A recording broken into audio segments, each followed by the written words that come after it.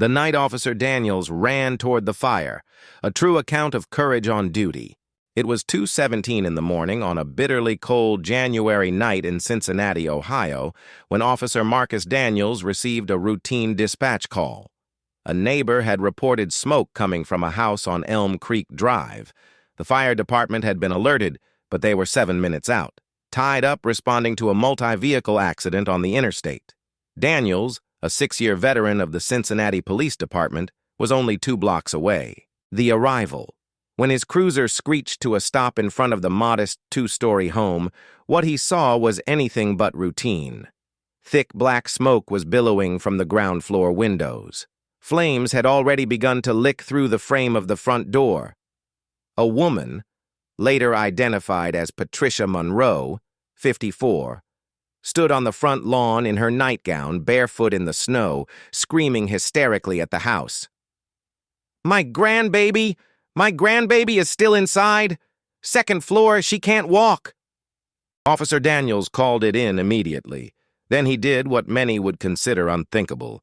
He ran toward the burning house. Inside, the smoke. Pulling his jacket over his mouth and nose, Daniels kicked open the front door. A wall of heat slammed into him. The living room was engulfed.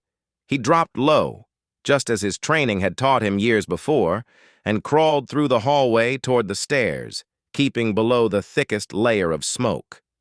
Every second felt like a negotiation between instinct and fear.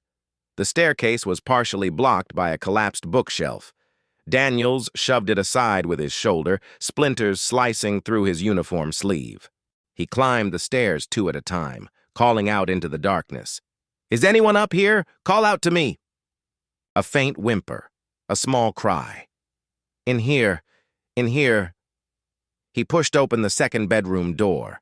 There, crouched beneath her bed, clutching a stuffed rabbit to her chest, was Amara Monroe, 7 years old, Patricia's granddaughter who had been visiting for the weekend. Amara had a condition affecting her lower limbs and could not run. She had done the only thing she knew to do. She hid. The rescue Daniels scooped the child into his arms. By now, the smoke was so dense he could barely see 2 feet ahead. He navigated back toward the staircase by memory and by feel, one hand trailing the wall. Flames had spread to the top of the staircase landing. There was no going back down the way he came. He moved to the bedroom window, broke it open with his elbow, and shouted below to bystanders who had gathered. 2 neighbors rushed forward. Officer Daniels lowered Amara feet first from the 2nd floor window into the waiting arms below, then dropped himself seconds before the bedroom ceiling partially collapsed behind him. He hit the grass hard.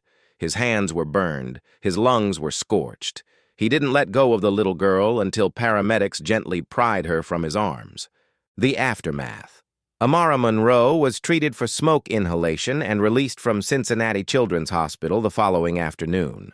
Her grandmother, Patricia, suffered minor burns to her hands from attempting to re-enter the house before Daniels arrived. Officer Marcus Daniels spent 3 days in hospital recovering from 2nd-degree burns to his forearms and hands and smoke-related respiratory trauma. When reporters asked him what went through his mind when he ran into that burning building, he gave a quiet, simple answer. "I just kept thinking. 7 minutes is too long for a little girl to wait." Recognition and legacy Officer Daniels was awarded the Cincinnati Police Department Medal of Valor, the department's highest honor for acts of personal bravery performed at great risk to an officer's own life. He returned to active duty 6 weeks later. Amara Monroe, now a teenager, visits the police precinct every January on the anniversary of that night, not just to say thank you, but because, as she told a local news station, "He is the reason I believe that help always comes, even when everything is on fire."